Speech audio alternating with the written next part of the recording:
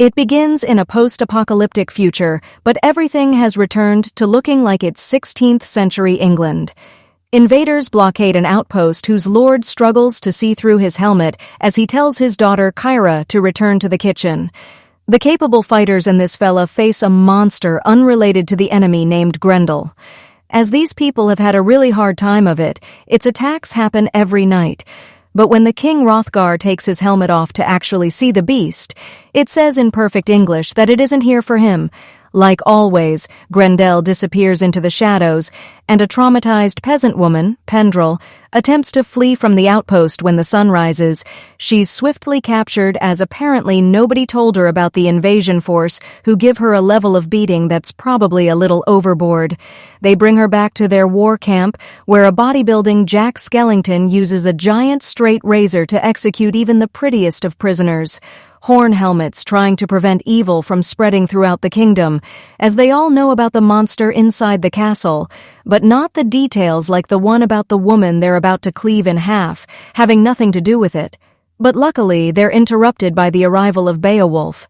The stranger tells them to release Pendrell, but when they refuse the polite request, he puts an arrow in the executioner's head.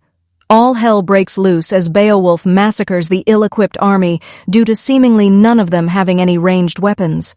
Horny sends out his swashbuckling Cyclops as he must be their best fighter, but he's going up against the James Bond of medieval times with a plethora of gadgets and collapsible weapons.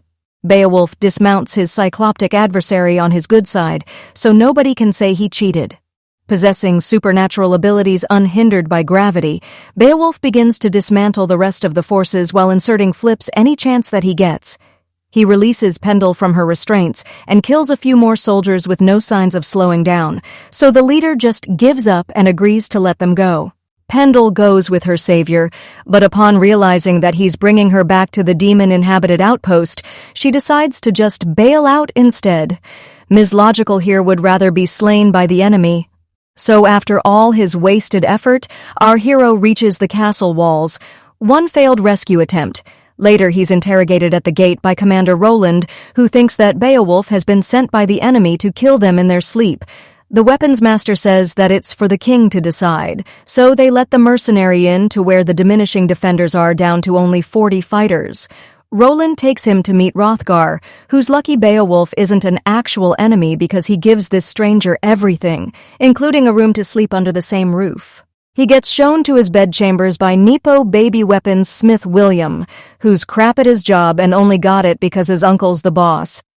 He meets 𝐿, who seems to have sewn her corset to her jacket sleeves and trusts the stranger about as much as she covers up. She goes on to tell him everything about herself and how her husband died while training with Roland, but it's clear that she's lying.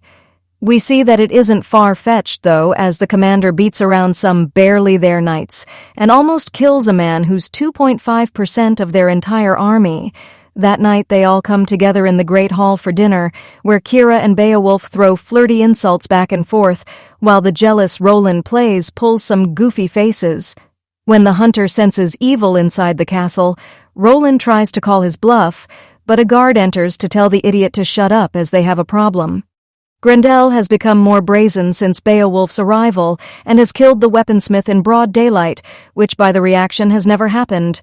The creature's already gone, and it wouldn't be a good time to make a joke about the nephew getting promoted, but our hero does it anyway. During the night, after a cryptic conversation about how Beowulf walks between two worlds and the darkness brought him to 𝐿, Beowulf's confronted by Roland, who has a jealous tantrum and thinks that attacking him with a dagger is somehow better than using his sword. But either way, our hero is going to spank this kid around until he runs back to mommy with his tail between his legs. Meanwhile, a sleeping 𝐿 has a visit from October's playmate from 2 years prior. Wearing her most modest of outfits, the mysterious woman licks the king's face and rides him a little, but when 𝐿 wakes up, he finds no intruder to penetrate with his great sword. The next day, Grendel appears again and kills the blacksmith, but all young William can describe that he saw was something big and ugly.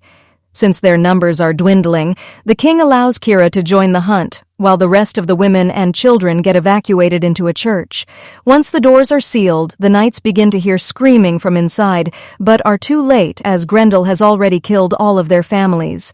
Beowulf leads a party crossbow 𝐍 akimbo as the unnamed soldiers are picked off one by one, while the ones with names are only knocked away.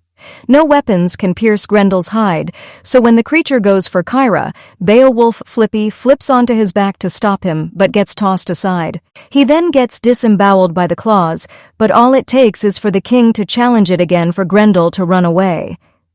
That night, Hrothgar gets a visit from Nipples again, though she's wearing a tube top under her fishnet this time, as I guess the contract was limited. In the morning, Kira and her friends notice that the hunter's wounds have already healed and asks him for an explanation. Beowulf claims that there isn't enough time to give the 2-second explanation and instead spends even longer saying some cryptic thing about how the darkness brought him.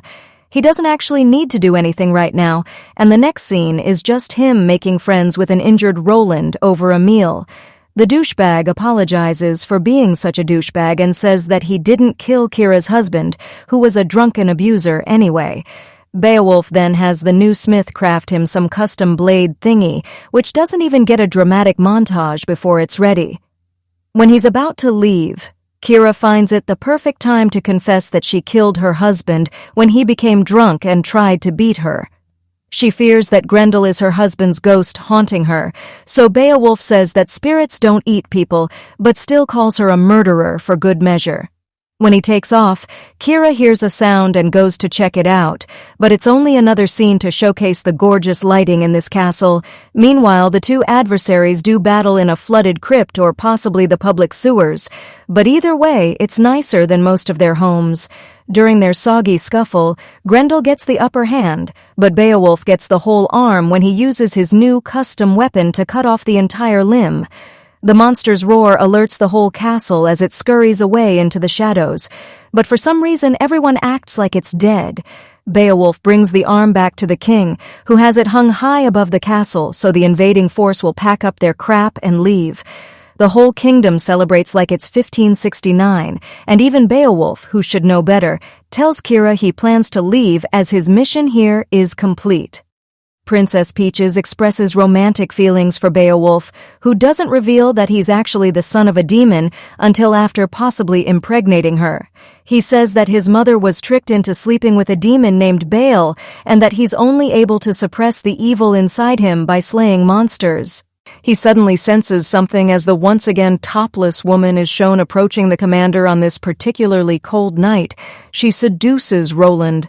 When Kira and her father get to the Great Hall to find everyone already slaughtered at the hands of the perky witch, Roland's corpse crashes down on the table as his killer appears wearing a blood-covered top that just spontaneously appeared under her netting.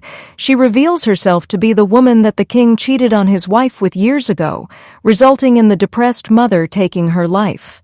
She says that Grendel is their shared love child, which is why he spared Hrothgar's life until now.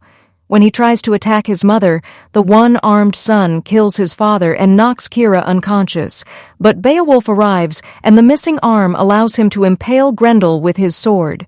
The mother attempts to appeal to Beowulf's inner evil and seduce him over to the dark side, but he refuses, of course, and just pisses her off. She bides her time blabbering while absorbing Grendel's life force and transforming into something that Lovecraft wouldn't even bother to describe.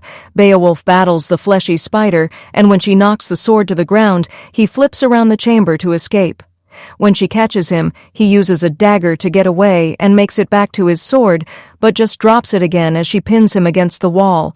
Wasting time playing with her food like a proper villain, Beowulf just picks up his weapon and sets her on fire, as apparently this castle runs on gas. That one wall sconce turns out to be the self-destruct button for the entire outpost that collapses in on itself as the mother perishes in the fire. Beowulf finds Kira mourning her father with absolutely no survival instincts and ushers her to safety as she couldn't do it herself. They watch her entire life burn down, so Kira must convince the mercenary to let her accompany him on his adventure. It takes 3 warnings from Beowulf that she will probably die with him before the nagging finally makes him cave, and the movie ends here. I will return with such a wonderful story. If you liked the story, then like the video, subscribe, and do not forget to share the video with your friends. See you in the next video. Thank you.